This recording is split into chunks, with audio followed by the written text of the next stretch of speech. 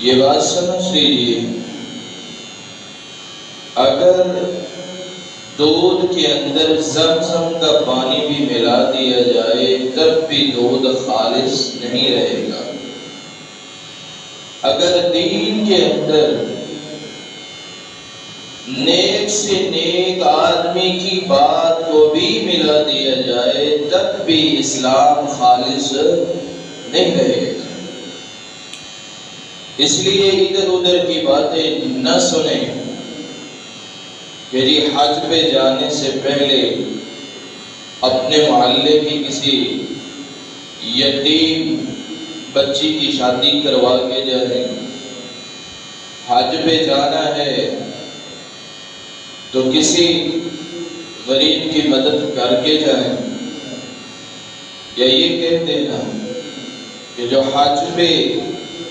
ایک دفعہ چلا گیا ہے دوبارہ اس کو جانے کی ضرورت نہیں ہے، اس کو چاہیے کہ وہ پیسے جو ہے وہ کسی غریب کو دے دے یا پھر ان پیسوں کو فلسطین کے فنڈ میں جمع کروا دے۔ تو یہ حکم اللہ ذوالجلال نے نہیں دیا۔ حج جو ہے یہ مسلمانوں پہ فرض ہے جس کو اللہ ذوالجلال نے طاقت دی ہے۔ اگر آپ اس کے علاوہ کسی غریب کی یتیم کی مدد کرتے ہیں تو اس کا بھی اجر اللہ ذوالجلال کے ہاں بہت بڑا ہے۔ فلسطین والے تو کب کے ختم ہو گئے، مٹ گئے۔ ان 50 سے زائد اسلامی ممالک بے شرموں کی طرح دیکھتے رہ گئے اور وہ چھوٹے چھوٹے بچے بلک بلک کر ترس ترس کر سسکیاں لیتے ہوئے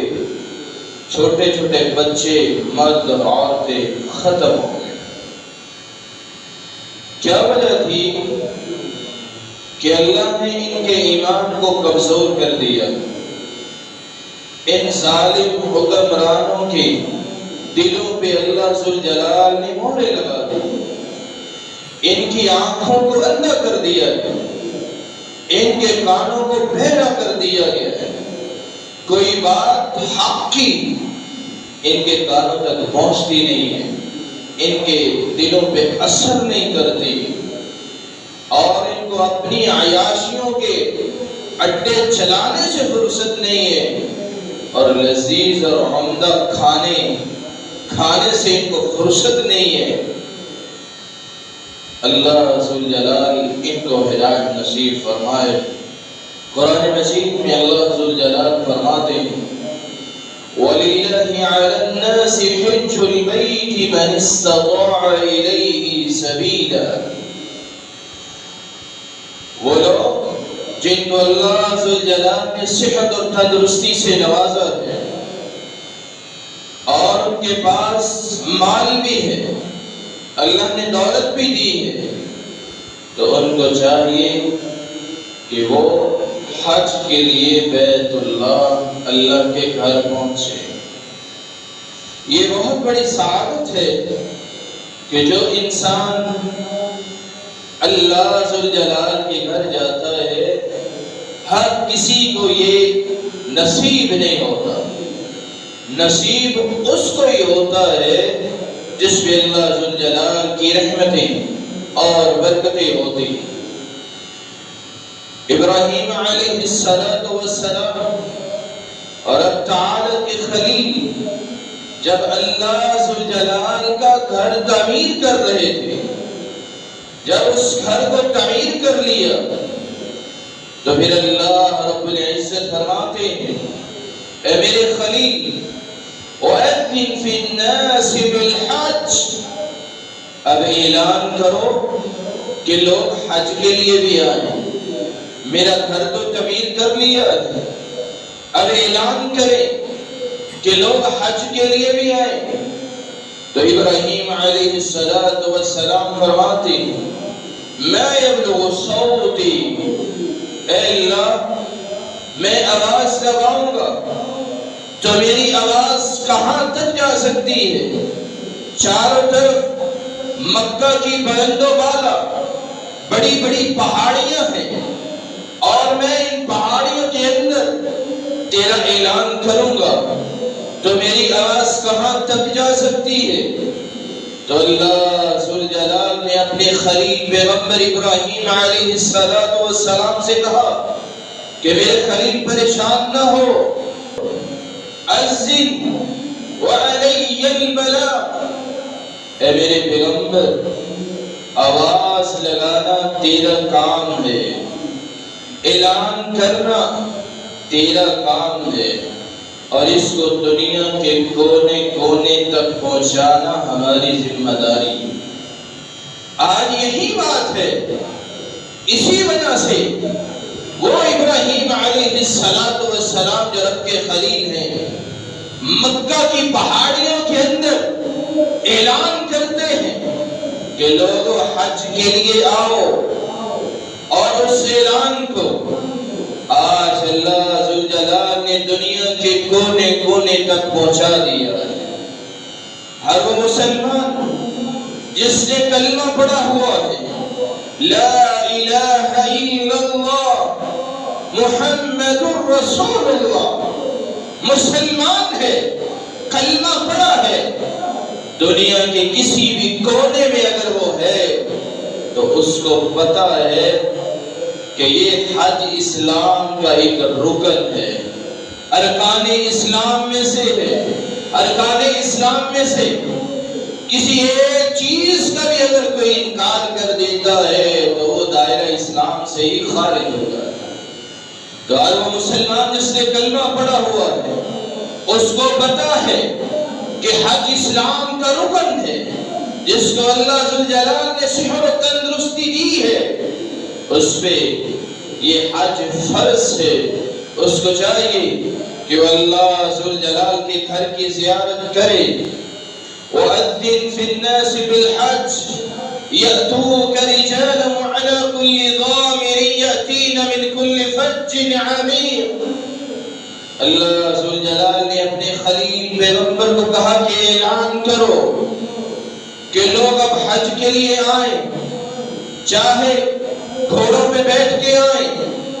یا پھر پیدل چل کے آئیں۔ اس وقت بھی کیا عالم تھا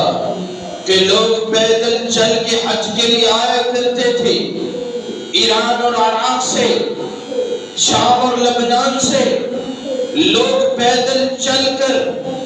حج کے لیے آیا کرتے تھے۔ یہی وجہ ہے کہ ابراہیم علیہ السلام کی وہ بہار آج مسلمانوں کے دلوں کو تڑپاتی ہے۔ کس طرح تڑپاتی ہے؟ افریقہ کے ملک بہت غریب ہے، وہاں پہ عیسائیت کا بہت زیادہ زور ہے، اور جو مسلمان ہیں اگر ان مسلمانوں کو کوئی عیسائی کپڑا گفٹ کر دیتا ہے، ان کو لباس دے دیتا ہے، تو وہ اس لباس کو لے کر اپنے ایمان کو برباد کر لیتے ہیں۔ یہی وہ کئی دوسرے مسلمان ہیں کہ ایک دفعہ عیسائی پادریوں نے وہاں پہ ایک مہم چلائی اور بہت سارے مسلمانوں کو گمراہ کیا اور ان کو عیسائیت پہ لائے اور ایک جگہ پہ اکٹھا کیا، اور پھر انہوں نے اپنے پوپ جو سب سے بڑا پادری ہوتا ہے اس کو کہتے ہیں کہ ہم نے اتنے مسلمان عیسائی کر لیے ہیں، آپ ایک دفعہ آئیں، وزٹ کر لیں، دیکھ لیں کہ یہ واقعی عیسائی ہو گئے۔ جب وہ عیسائی آتا ہے، ان کا پوپ پادری جب آتا ہے دیکھتا ہے کہ اتنے مسلمان عیسائی ہو گئے ہیں، خوش ہوتا ہے، تقریر کرتا ہے، اور اس کے بعد ان سے کہتا ہے کہ بتاؤ کیا چاہتے ہو، کیا مانگتے ہو؟ تو ان لوگوں نے ایک آواز میں سب نے مل کے اس پادری سے یہ کہا کہ آپ ہمیں حج کروا دیں۔ جب اس نے یہ آواز سنی کہ یہ اوپر سے ہی عیسائی ہیں، اندر سے یہ مسلمان ہیں، تو ان کے دل تڑپ رہے ہیں کہ ہم کب حج پہ جائیں گے۔ تو یہ وہی بخار ہے جو ابراہیم علیہ السلام نے مکہ کی پہاڑیوں کے اندر آواز لگائی، اور آج مسلمانوں کے دل تڑپتے ہیں۔ جو ایک دفعہ حج کے لیے جاتا ہے، عمرے کے لیے جاتا ہے، دوبارہ اس کا دل تڑپتا ہے کہ دوبارہ اللہ ذوالجلال مجھے کب نصیب کریں گے کہ میں عمرے اور حج کے لیے جاؤں۔ اللہ رب العزت جو حج کے لیے گئے ہیں، رب تعالیٰ ان کے حج کو شرف قبولیت سے نوازے، اور ہم جو یہاں پہ بیٹھے ہیں اللہ رب العزت ہمیں بھی اپنے گھر کی زیارت نصیب فرمائے۔ رسول اللہ صلی اللہ علیہ وآلہ وسلم آپ نے تو بیت اللہ حج کے بڑے ہی فائدے بتائے ہیں کہ لوگ حج کر لو، اس کے بڑے ہی فائدے ہیں۔ کائنات کی سب سے اعلیٰ ہستی محمد الرسول اللہ صلی اللہ علیہ وآلہ وسلم آپ نے فرمایا تابعوا بین الحج والعمرہ، ایک حج کر کے آئے ہو تو دوسرے کی تیاری کر لو، ایک عمرہ کر لیا ہے تو دوسرے عمرے کی نیت کر لو، اس کی تیاری شروع کر دو، نیت بنا لو کہ ہم نے حج اور عمرہ کرنا ہے، اللہ ذوالجلال کے گھر کی زیارت کرنی ہے۔ اس کا فائدہ کیا ہوگا؟ فَإِنَّهُمَا يَنْفِيَانِ الْفَقْرَ وَالذُّنُوبَ، ایک حج اور عمرہ کرنے کے لیے گئے ہو تو وہ اس حج اور عمرے کے درمیان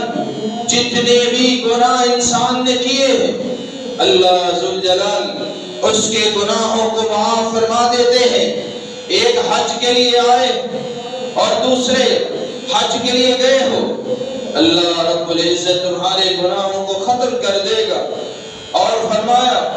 کس طرح ختم ہوں گے؟ جس طرح ایک سونار اور ایک لوہار اپنی بھٹی میں سونا یا چاندی ڈالتا ہے تو پھر اس کے کچھ دیر بعد جو اس کی اصل دھات ہے وہ نکھر کر باہر آ جاتی ہے، اس کی میل الگ ہو جاتی ہے، اور اصل سونا جو ہے وہ نکھر کر الگ ہو جاتا ہے، اصل چاندی الگ ہو جاتی ہے، اس کی میل دوسری طرف ہو جاتی ہے، اور جو اصل دھات ہوتی ہے وہ نکھر آتی ہے۔ آپ صلی اللہ علیہ وآلہ وسلم آپ نے فرمایا جو حج اور عمرہ کرنے والا ہے اللہ ذوالجلال اس کے گناہوں کو اسی طرح پاک صاف کر دیتے ہیں، اس کے گناہوں کو مٹا دیتے ہیں، اور فرمایا والفقر، اور مسلسل جو شخص حج اور عمرے کرنے والا ہے اللہ ذوالجلال اس کا فقر و فاقہ، اس کی غربت دور کر دیتے ہیں۔ کیا وجہ ہے؟ انسان جب گناہ کرتا ہے اللہ ذوالجلال کی نافرمانی کرتا ہے اور رب تعالیٰ کی بغاوت کرتا ہے، اللہ ذوالجلال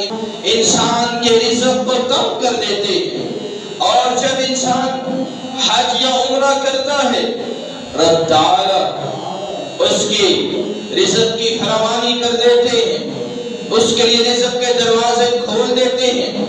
اور فقیری ختم کر دیتے ہیں، اس کا فکر و فاقہ ختم ہو جاتا ہے، رب تعالیٰ اس کو تونگر بنا دیتے ہیں۔ اللہ ذوالجلال ہمیں حج اور عمرہ کرنے کی توفیق عطا فرمائے۔ رسول اللہ صلی اللہ علیہ وآلہ وسلم آپ نے تو فرمایا ان عبدا اذا اصححت له بدنه،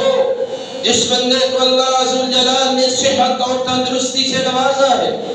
اس کا بدن بڑا توانا ہے، تندرستی ہے، صحت اس کے پاس ہے، اللہ ذوالجلال نے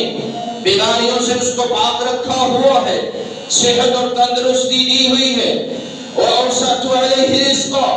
اور اللہ رب العزت نے اس کو رزق بھی دیا ہوا ہے، ثُمَّ لَمْ يُفِلْ فِيهِ كُلِّ أَرْبَعَةٍ عَوَامٍ لَمَحْرُومٌ، تو آپ صلی اللہ علیہ وآلہ وسلم آپ نے فرمایا جس کو اللہ ذوالجلال نے صحت اور تندرستی دی ہے، اس کا بدن، اس کا جسم توانا ہے، صحت مند ہے اور رزق کی فراوانی کی ہوئی ہے، تو اس کو چاہیے کہ ہر 4 سال میں ایک بار اللہ ذوالجلال کے گھر میں ضرور جایا کرے۔ اگر ہر 4 سال کے اندر یہ اللہ کے گھر کی زیارت نہیں کرتا،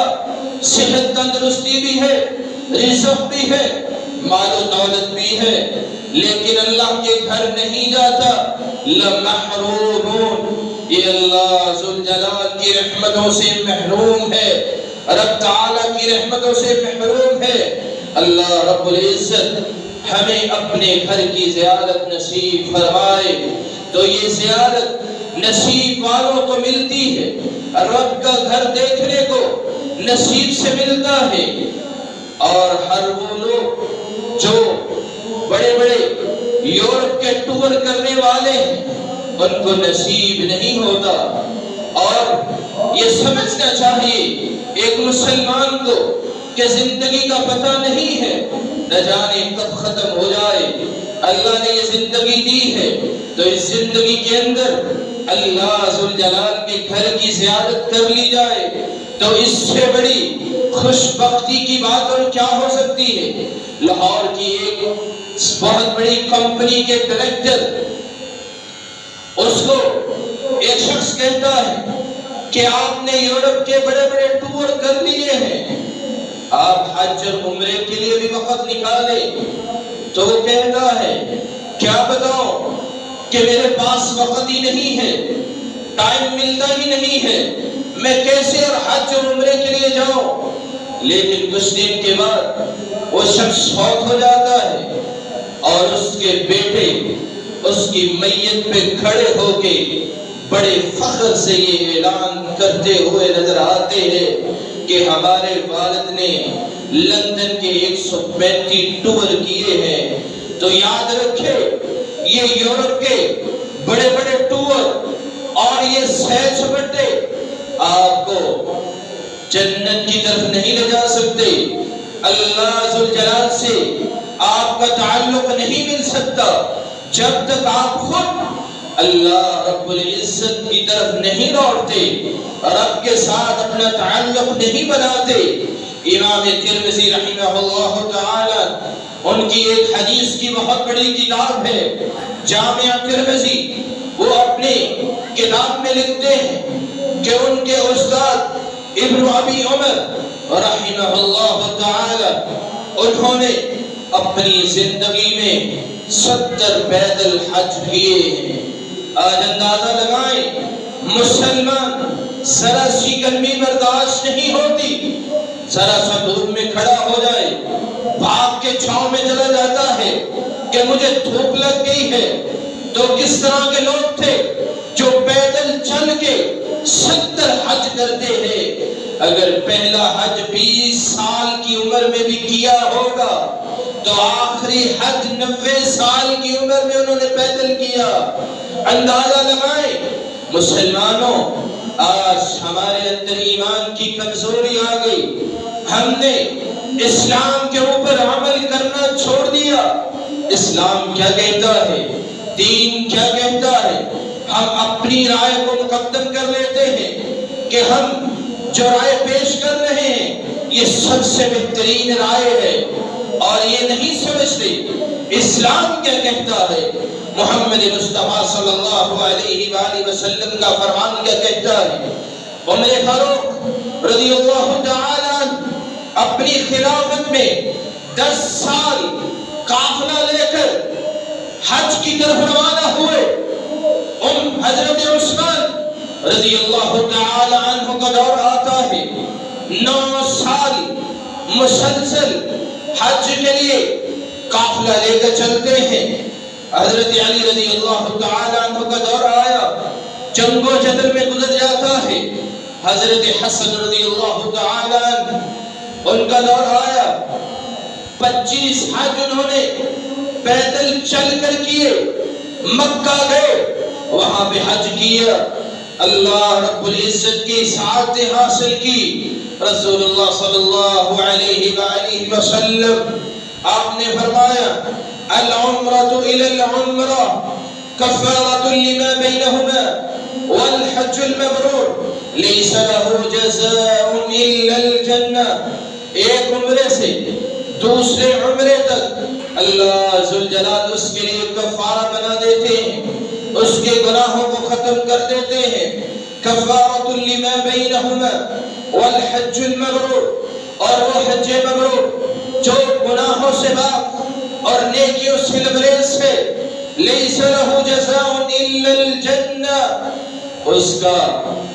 بدلہ، اس کی جزا اللہ ذوالجلال نے جنت کے علاوہ کوئی نہیں رکھی.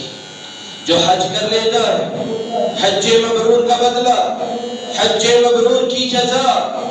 اللہ کے رسول صلی اللہ علیہ وآلہ وسلم فرماتے ہیں جنت کے علاوہ اور کوئی چیز نہیں ہے. اور اب تعالی سے دعا کیا کرو کہ اللہ رب العزت ہمیں اپنے گھر کی زیارت نصیب فرمائے. اور حج میں جانے سے پہلے یہ نہ ہو کہ کوئی ایسے لوگ بھی اپنے ساتھ لے جائیں کہ جن کو شوق نہیں ہے کہ ہم نیکی کریں گے، اور آپ ایسے ہی ان کو ساتھ لے کے جا رہے ہیں، اور وہ بھی یہ سمجھتا ہے کہ چلو میں وہاں جا کے سیر کر لوں گا اور دیکھوں گا، ویڈیوز بناؤں گا اور وہاں پہ سیر کر لوں گا، اور موبائل دیکھتا رہتا ہے اور بے حیا کام جو ہے وہ وہاں پہ کرتا رہتا ہے. تو ایسے حج کا کوئی فائدہ نہیں ہے. اور ایسے ساتھی جس کو ساتھ لے جانے کے لیے آپ بیتاب ہو رہے ہیں، اس کو ساتھ لے جانے کی بھی ضرورت نہیں ہے. رسول اللہ صلی اللہ علیہ وآلہ وسلم آپ نے تو فرمایا اپنے ساتھ اس شخص کا انتخاب کرو، سفر میں مومن بندے کا انتخاب کرو کہ ہمارے ساتھ کوئی مومن رب سے ڈرنے والا بھی ساتھ ہو. لا تصاحب الا مؤمن ولا يأكل طعامك الا مؤمن. سفر میں اگر کوئی ساتھی بنانا چاہتے ہو تو وہ مومن ہونا چاہیے. ولا يأكل طعامك الا مؤمن، کیونکہ تمہارا اگر کھانا بھی کوئی کھائے تو مومن بندہ کھائے. یہ نہ ہو کہ ایویں کوئی انسان آپ کے ساتھ چل رہا ہے اور آپ کو پتہ نہیں ہے کہ یہ نیکی کرنے کے لیے جا رہا ہے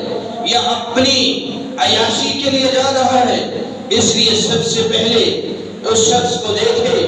کہ واقعی یہ اللہ ذوالجلال کی رضا کے لیے نیکی کرنے کے لیے جا رہا ہے. اگر تو اللہ کو راضی کرنے کے لیے جا رہا ہے تو وہ اس بات کو سمجھے. رسول اللہ صلی اللہ علیہ وآلہ وسلم آپ نے فرمایا خرج من ذنوبہ کیوم ولدتہ امہ. جو شخص حج کرنے والا ہے، حج کی طرف لوٹنے والا ہے، حج کرنے والا ہے، حج کی سعادت کو حاصل کرنے والا ہے، حج کی طرف نکلنے والا ہے، حج کو کرنے والا ہے. رسول اللہ صلی اللہ علیہ وآلہ وسلم آپ نے فرمایا جب وہ حج کے لیے جاتا ہے اور حج کر کے واپس آ جاتا ہے، خیرات کی سب سے اعلیٰ ہستی جناب محمد مصطفیٰ صلی اللہ علیہ وآلہ وسلم آپ نے فرمایا اللہ ذوالجلال اس شخص کو گناہوں سے اس طرح پاک کر دیتے ہیں، گناہوں سے اس طرح اس شخص کو صاف کر دیتے ہیں جیسے وہ آج ہی اپنی ماں کے پیٹ سے باہر آیا ہے. گناہوں سے اس طرح صاف ہو جاتا ہے، اسی طرح پاک ہو جاتا ہے کہ جیسے اس کی ماں نے اس کو آج ہی پیدا کیا ہے، آج ہی اس کو جنا ہے. حج کو حج سمجھ کے کریں گے تو پھر اس کا فائدہ ہوگا. رسول اللہ صلی اللہ علیہ وآلہ وسلم آپ نے ترغیب دلائی من اراد منکم الحج فلیتعجل. جو شخص حج کرنا چاہتا ہے، جو شخص حج کا ارادہ کرتا ہے، اس کو چاہیے کہ وہ حج کرنے میں، عمرہ کرنے میں جلدی کرے. کیا وجہ ہے؟ رسول اللہ صلی اللہ علیہ وآلہ وسلم آپ نے اس کی 3 وجوہات بیان کی. فَإِنَّهُ يَمْرُضُ الْمَرِيض. ممکن ہے کہ جس سال آپ حج کرنے والے کہیں آپ کو اس سال بیماری نہ لگ جائے، اور فرمایا وَتَظِلُّ ذَالَّ، اور ممکن ہے جس سال آپ حج کرنے والے ہیں آپ کی سواری بیمار نہ ہو جائے، وَتَعْرِجُ الْحَاجَّ، اور ممکن ہے کہ اس سال آپ حج کرنے والے ہیں کہیں آپ کو مشکل پیش نہ آ جائے، کوئی ایسا کام آپ کے سپرد نہ ہو جائے کہ جس کی وجہ سے آپ حج سے محروم ہو جائیں۔ رسول اللہ صلی اللہ علیہ وآلہ وسلم آپ کی اپنی امت پر رحمت اور شفقت کا عالم یہ تھا، ایھا الناس ان اللہ فرض علیکم الحج فحجوا، لوگو اللہ ذوالجلال نے تم پر حج کو فرض کیا ہے۔ صحابی نے پوچھا اللہ کے رسول علی کل عام یا رسول اللہ کے رسول کیا ہر سال حج فرض ہے؟ تو آپ صلی اللہ علیہ وآلہ وسلم اس موقع پہ اپنا چہرہ دوسری طرف کر لیتے ہیں۔ اس کی وجہ کیا تھی کہ آپ صلی اللہ علیہ وآلہ وسلم اگر اپنی زبان سے یہ کہہ دیتے کہ ہاں ہر سال حج فرض ہے تو پھر شاید رب تعالیٰ کی طرف سے بھی آرڈر جاری ہو جاتے کہ ہاں ہر سال یہ حج فرض ہے اور مسلمانوں پہ ہر سال حج فرض ہو جاتا۔ اس لیے رسول اللہ صلی اللہ علیہ وآلہ وسلم آپ کو اپنی امت کا بڑا خیال ہوتا، اپنی امت کی ہر موقع پہ رہنمائی فرمائی اور یہ بتایا کہ یہ حج اسلام کے ارکان میں سے بنی الاسلام علی خمس، شہادت لا الہ الا اللہ وان محمدا عبده ورسوله، اقام الصلاة وإيتاء الزكاة وصوم رمضان والحج البيت من استطاع إليه سبيلا، کہ انسان گواہی دے کہ اللہ کے علاوہ کوئی معبود نہیں ہے، وہی مشکل کشا ہے، اور محمد مصطفیٰ صلی اللہ علیہ وآلہ وسلم اللہ کے بندے اور اس کے رسول ہیں۔ نماز کو قائم کرتا ہے، جب زکوٰۃ کا وقت آتا ہے زکوٰۃ بھی ادا کرتا ہے، اور روزے بھی رکھتا ہے، اور بیت اللہ کا حج بھی کرتا ہے، اور جو ان 5 ارکان میں سے کسی ایک ارکان سے بھی درگریز کر دیتا ہے، اس کا انکار کر دیتا ہے، وہ دائرہ اسلام سے خارج ہو جاتا ہے۔ رسول اللہ صلی اللہ علیہ وآلہ وسلم آپ نے لوگوں کی رہنمائی فرمائی، جن لوگوں کو اس سال حج کا موقع نہیں ملا ان کو چاہیے کہ وہ رمضان المبارک کے اندر عمرہ کر لیں۔ رسول اللہ صلی اللہ علیہ وآلہ وسلم آپ نے تو سن 9 ہجری میں حضرت ابوبکر صدیق رضی اللہ تعالیٰ عنہ ان کی قیادت میں قافلہ بھیجا، حج کے لیے روانہ ہوئے، اور آپ صلی اللہ علیہ وآلہ وسلم آپ نے حضرت ابوبکر سے کہا کہ لوگوں کا اعلان کر دینا کہ اگلے سال میں حج کے لیے روانہ ہوں گا۔ آپ صلی اللہ علیہ وآلہ وسلم جب اگلے سال حج کے لیے ذوالحلیفہ کے مقام سے اونٹنی کھڑی کرتے ہیں اور اپنی زبان سے یہ آواز بلند کرتے ہیں لبیک اللہم لبیک، اے اللہ میں حاضر ہوں تیری عبادت کے لیے، اے اللہ حج کے لیے میں حاضر ہوں، تلبیہ پڑھتا ہے۔ رسول اللہ صلی اللہ علیہ وآلہ وسلم آپ کے صحابی حضرت جابر رضی اللہ تعالیٰ عنہ کہتے ہیں میں ٹیلے پہ کھڑا ہوا، میں نے دیکھا اللہ کے رسول حج کے لیے روانہ ہو رہے ہیں اور لوگ کتنے ہیں دیکھنے کے لیے کھڑے ہوتے ہیں اور چاروں طرف نظر گھڑاتے ہیں، لوگ ہی لوگ نظر آ رہے ہیں، اور آپ صلی اللہ علیہ وآلہ وسلم کی قیادت میں حج پہ روانہ ہو رہے ہیں۔ تو رسول اللہ صلی اللہ علیہ وآلہ وسلم آپ جب حج کر کے واپس آئے آپ کو اپنی امت کا لوگوں کا بڑا خیال رہتا تھا کہ کون میرے ساتھ حج کے لیے گیا ہے اور کون حج پہ نہیں گیا۔ آپ صلی اللہ علیہ وآلہ وسلم فرماتے ام یعقوب کہاں ہے؟ آپ نے آواز لگایا وہ بوڑھی عورت وہ حج پہ نہیں گئی۔ اس کا پتہ کرو وہ کیوں نہیں گئی۔ صحابی پتہ کرتے ہیں، وہ عورت حج پہ نہیں گئی، اس کا خامد آتا ہے، آپ صلی اللہ علیہ وآلہ وسلم کو آپ کو بتاتا ہے اللہ کے رسول اس کا حج نہ کرنے کی ایک وجہ تھی، ہمارے پاس صرف ایک ہی سواری تھی اور اس اونٹ پہ صرف 2 ہی سوار ہو سکتے تھے، ایک میں اور ایک میرا بیٹا، ہم ایک اونٹ پہ سوار ہوئے، ہمارے پاس ایک اور اونٹ تھا لیکن وہ بوڑھا تھا، چل نہیں سکتا تھا اتنا زیادہ، اسی لیے میری بیوی نے بڑی ضد کی کہ گھر کے اندر جو کھجوریں ہیں ان کو بیچ دیا جائے اور مجھے ایک خچر ہی لے دو جس کے اوپر سوار ہو کے میں اللہ کے رسول صلی اللہ علیہ وآلہ وسلم کے ساتھ حج پہ چلی جاؤں۔ وہ کہتے ہیں اللہ کے رسول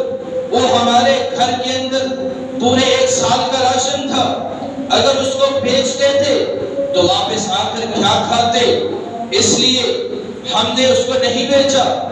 اور میری بیوی میرے ساتھ حج پہ نہیں گئی۔ اب اس کا ازادہ کیا ہے؟ اتنی بڑی نیکی سے وہ محروم ہو گئی۔ آپ صلی اللہ علیہ وآلہ وسلم آپ نے فرمایا اذا جاء رمضان فاعتمری فی، آئندہ سال جب رمضان المبارک آ جائے تو اس کے اندر عمرہ کر لے، فإن عمرة فی رمضان تقضی حجۃ معی، جو رمضان المبارک کے اندر عمرہ کر لیتا ہے اس کا اجر و ثواب اتنا ہے کہ جیسے اس نے میرے ساتھ حج کیا ہے۔ اللہ کے رسول صلی اللہ علیہ وآلہ وسلم کے ساتھ حج کرنے کا مکمل ثواب ملتا ہے جب رمضان المبارک کے اندر عمرہ کر لیتا ہے۔ رسول اللہ صلی اللہ علیہ وآلہ وسلم آپ نے اپنی امت کو یہ رہنمائی دی کہ جو حج پہ نہیں جا سکتا وہ رمضان المبارک کے اندر نیت کر لے۔ رسول اللہ صلی اللہ علیہ وآلہ وسلم آپ نے تو فرمایا اذا خرج الحاج، جب حاجی احرام باندھ کر گھر سے نکلتا ہے اور اس نیت سے کہ میں حج کرنے جا رہا ہوں، ابھی رستے میں ہے، فوت ہو گیا ہے،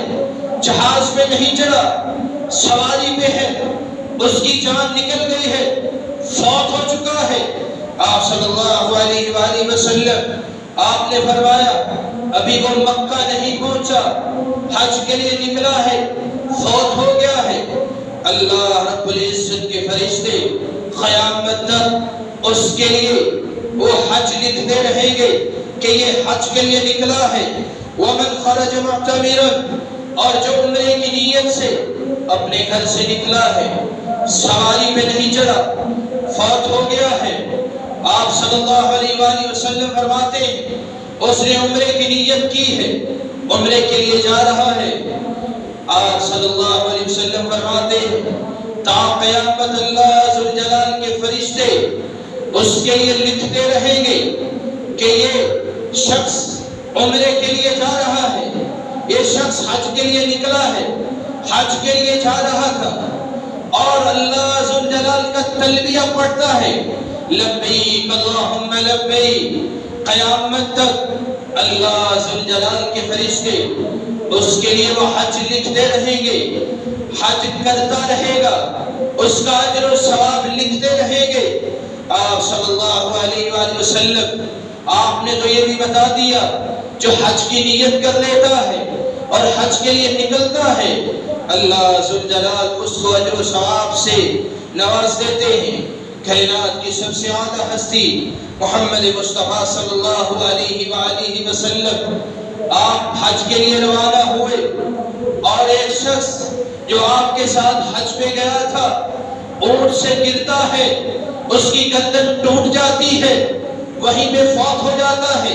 آپ صلی اللہ علیہ وسلم فرماتے ہیں لا تخمروا رأسه، اس شخص کو ایک ہی چادر کے اندر جو اس نے چادر لپیٹی ہوئی ہے اس کے اندر ہی اس کو دفن کر دو، اس کو خوشبو لگانے کی ضرورت نہیں ہے، نہ اس کو غسل دو، نہ اس کے چہرے کے اوپر چادر ڈالو،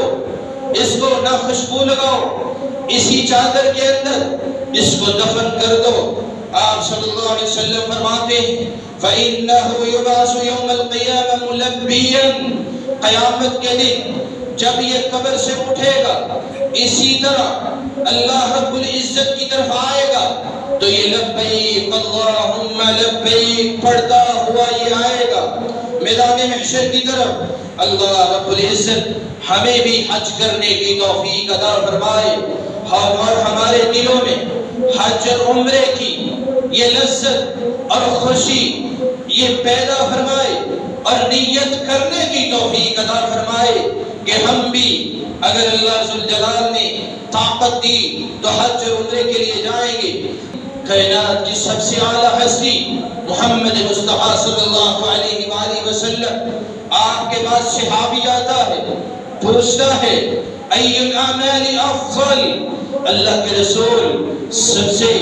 افضل عمل کون سا ہے؟ آپ صلی اللہ علیہ وسلم فرماتے ہیں ایمان باللہ ورسولہ، اللہ رب العزت پر ایمان لانا اور اس کے رسول پر ایمان لانا یہ اللہ رب العزت کے ہاں سب سے افضل ترین عمل ہے۔ اور دوسرا پوچھا اللہ کے رسول دوسرا کون سا ہے؟ تو آپ نے فرمایا والحج المبرور،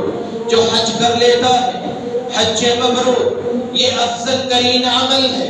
اللہ گناہوں سے پاک صاف کر دیتے ہیں جیسے دنیا میں آج ہی آیا ہے۔ اللہ رب العزت ہمیں حج مبرور کو سمجھنے کی توفیق عطا فرمائے۔ اور یہ حج کیا ہے؟ انسان کے گناہوں کو ختم کر دیتا ہے، اللہ ذوالجلال کی طرف سے رزق کی فراوانی آتی ہے۔ جو مسلسل حج اور عمرے کرتا ہے اللہ فقیری ختم کر دیتے ہیں، تغمر بنا دیتے ہیں۔ رب تعالیٰ کے ہاں ایسے لوگوں کی عزتیں ہوا کرتی ہیں جو رب کے گھر میں پہنچتے ہیں۔ خواتین رسول اللہ صلی اللہ علیہ وآلہ وسلم آپ کے پاس کچھ عورتیں آتی ہیں اور کہتی ہیں اللہ کے رسول ہم دیکھتے ہیں ہمارے مرد حضرات آپ کے پاس آتے ہیں جہاد کے لیے، وہ جہاد کرتے ہیں، یقیناً جہاد بہت بڑا عمل ہے، اللہ کے رسول ہم بھی جہاد کرنا چاہتی ہیں، ہمیں بتائیں کہ ہم کس طرح جہاد کریں۔ تو آپ صلی اللہ علیہ وآلہ وسلم آپ نے فرمایا ہاں تمہارا بھی جہاد ہے، لَكُنَّ الْجِهَادِ لَا قِتَالَ فِيهِ، تمہارے لیے اللہ ذوالجلال نے ایسا جہاد رکھا ہے جس کے اندر قتل و غارت نہیں ہے، ایسا جہاد رکھا ہے جس کے اندر لڑائی نہیں ہے، ایسا جہاد اللہ نے رکھا ہے جس کے اندر جنگ نہیں ہے۔ آپ صلی اللہ علیہ وآلہ وسلم آپ نے فرمایا الحج المبرور، حج مبرور اللہ ذوالجلال کے گھر کی زیارت کرنا، حج کرنا تمہارے لیے یہی جہاد ہے۔ آپ صلی اللہ علیہ وآلہ وسلم آپ نے 3 قسم کے لوگوں کو یہ کہا کہ یہ میرے مہمان ہیں اور اللہ ذوالجلال کی ضمانت ان کو حاصل ہے۔ وہ 3 قسم کے لوگ کون ہیں؟ الغازی فی سبیل اللہ، جو غازی مجاہد اللہ کی راہ میں جہاد کرتا ہے، اللہ کی راہ میں شہید ہو جاتا ہے، کٹ جاتا ہے، اللہ ذوالجلال کی راہ میں جہاد کرنے والا یہ اللہ ذوالجلال کا مہمان ہے۔ اور فرمایا والحاج، اور حج کرنے والا یہ بھی اللہ ذوالجلال کا مہمان ہے، رب کی ضمانت میں ہے۔ والمعتمر، اور عمرہ کرنے والا یہ بھی اللہ ذوالجلال کی رحمتوں میں ہوتا ہے، رب کا مہمان ہے، اللہ ذوالجلال کی ضمانت میں ہے، رب کی رحمتوں اور برکتوں کا نزول اس پہ ہوتا ہے۔ وفد اللہ، اللہ کی راہ میں جہاد کرنے والا غازی اور حج کرنے والا اور عمرے کی نیت سے جانے والا، یہ 3 شخص ایسے ہیں جو وفد اللہ، اللہ ذوالجلال کے مہمان ہیں۔ اور جو اللہ ذوالجلال کے مہمان ہیں دعاہم فاجابوہ، جب رب تعالی نے اس کو پکارا، آواز لگائی کہ میرے گھر کی زیارت کرو، حج اور عمرے کے لیے لوگوں نکلو، اس نے اللہ ذوالجلال کی پکار پہ لبیک کہا، لبیک اللہم لبیک، اے اللہ میں حاضر ہوں تیری عبادت کے لیے۔ اللہ کی پکار پہ لبیک کہہ دیتا ہے تو اللہ ذوالجلال اس کو کہہ دیتے کہ میرے بندے مانگو مجھ سے کیا مانگتے ہو۔ اللہ ذوالجلال قیامت کے دن اپنے اس بندے کو راضی کریں گے، کیونکہ یہ رب کا مہمان ہے اور اللہ ذوالجلال کی ضمانت میں ہوتا ہے، تو یہ اللہ ذوالجلال کی پکار سن کر رب کے گھر کی طرف جاتا ہے۔ حج کرنا یہ بہت بڑی سعادت ہے، لیکن اس کو اگر شرعی طریقے سے حاصل کیا جائے تو پھر اجر و ثواب ملتا ہے۔ اگر یہ سمجھ لیا جائے میں حج پہ جانے لگا ہوں تو میں اپنے دوستوں سے، اپنے گھر والوں سے، اپنے رشتہ داروں سے معافی مانگ کے جاؤں اور سب سے دل کو صاف کر کے جاؤں، اچھی بات ہے، یہ عمل صحیح ہے۔ آپ معافی مانگ کے ایک دوسرے کے لیے اپنے دل کو صاف کر کے جائیں، صحیح بات ہے، لیکن اس چیز کا تعلق حج کے ساتھ نہیں ہے۔ حج کے ساتھ کس چیز کا تعلق ہے؟ تعلق صرف اس بات کا ہے، رسول اللہ صلی اللہ علیہ وآلہ وسلم آپ نے لوگوں کو سمجھا دیا کہ مسلمان جب کوئی حج کے لیے جائے 30-40 دن کا سفر کرے اور حج کے لیے اپنا اتنا وقت صرف کرتا ہے، حج کے لیے نکلتا ہے، تو سب سے پہلے اسے اپنے مال کو دیکھ لینا چاہیے کہ اس کا مال پاک ہے۔ اگر تو پاکیزہ مال ہے پھر حج کے لیے نکلے، اگر پاکیزہ مال نہیں ہے تو پھر حج کے لیے نہ جائے، نہ اپنا وقت ضائع کرے اور نہ ہی وہاں پہ جا کے اپنے کاروبار کو اور اپنے رشتہ داروں کو، اپنے بیوی بچوں کو تکلیف دے۔ ایسے انسان کا حج قبول نہیں ہوتا۔ اللہ کے رسول صلی اللہ علیہ وآلہ وسلم آپ نے تو فرمایا، رب تعالی نے مومنوں کو اور رسولوں کو بھی ایک ہی حکم دیا ہے، یا ایھا الرسل کلوا من الطیبات واعملوا صالحا، اے رسولو پاکیزہ کھاؤ، پاک مال کھاؤ، واعملوا صالحا، اور نیک اعمال کرتے رہو، پاکیزہ مال کھاؤ، اپنے رزق کو حلال کرو اور حلال کر کے کھاؤ اور نیک اعمال کرو۔ اور مومنوں کو فرمایا، یا ایھا الذین آمنوا کلوا من الطیبات ما رزقناکم۔ آپ صلی اللہ علیہ وسلم فرماتے ہیں رب تعالیٰ نے مومنوں کو کہہ دیا کہ مومنوں پاکیزہ مال کھاؤ اور پاک کر کے کھاؤ۔ اللہ رب العزت پاکیزہ مال کو قبول کرتے ہیں، پاک عبادت کو قبول کرتے ہیں۔ جو شخص پاکیزہ مال نہیں کھاتا، حرام کی کمائی کھاتا ہے، اس کی نہ عبادت قبول ہوتی ہے نہ اس کا حج قبول ہوتا ہے۔ رسول اللہ صلی اللہ علیہ وآلہ وسلم آپ نے ایک شخص کا ذکر کیا جو بہت طویل لمبا سفر کر کے حج کے لیے آتا ہے، بیت اللہ کی زیارت کے لیے آتا ہے۔ اس دور میں لوگ اونٹوں پر سفر کرتے تھے، خچروں پر سفر کیا کرتے تھے، گھوڑوں پر سفر کیا کرتے تھے۔ وہ شخص اتنا طویل سفر کر کے حج کے لیے آتا ہے، اس کے بال بکھرے ہوئے ہیں اور ان بکھرے بالوں میں وہ آتا ہے اور یقیناً اس کے کپڑے وہ بھی گندے ہیں، اس پہ گرد و غبار نظر آ رہی ہے۔ آپ صلی اللہ علیہ وسلم آپ نے دیکھا وہ شخص حج کے لیے آ رہا ہے اور وہ تلبیہ پڑھتا ہے، لبیک اللہم لبیک، یہ آواز لگاتا ہے، اے اللہ میں تیری عبادت کے لیے حاضر ہوں، میں حج کے لیے آ گیا ہوں۔ اوپر سے آواز آ جاتی ہے، لا لبیک ولا سعدیک، اللہ ذوالجلال کو نہ تیری حاضری قبول ہے نہ تیرا حج قبول ہے۔ کیا وجہ تھی؟ آپ صلی اللہ علیہ وآلہ وسلم آپ نے اس کی 3 وجہ بیان کی۔ آپ نے فرمایا، مطعمک من حرام وملبسک من حرام ومشربک من حرام وغزي بالحرام فأنى يستجاب له۔ اللہ کے رسول صلی اللہ علیہ وآلہ وسلم آپ نے فرمایا تیرا کھانا بھی حرام کا، تیرا پینا بھی حرام کا، تیرا لباس بھی حرام کا، اور جو تو کھا رہا ہے اور یہ پل کے تیرا جسم اتنا بڑا ہوا ہے، موٹا تازہ ہوا ہے، تیرا جسم بھی حرام کے کھانے سے پلا ہے، اس لیے اللہ ذوالجلال کو تیری عبادت قبول نہیں، تیری حاضری اللہ ذوالجلال کے ہاں قبول نہیں ہوئی۔ تو بیت اللہ کی طرف منہ کر کے سب سے پہلے انسان کو یہ سوچ لینا چاہیے کہ میری کمائی حلال کی ہے یا حرام کی ہے۔ اس زیارت کی طرف، بیت اللہ کی طرف جانے سے پہلے اپنی کمائی کو حلال کر لیں۔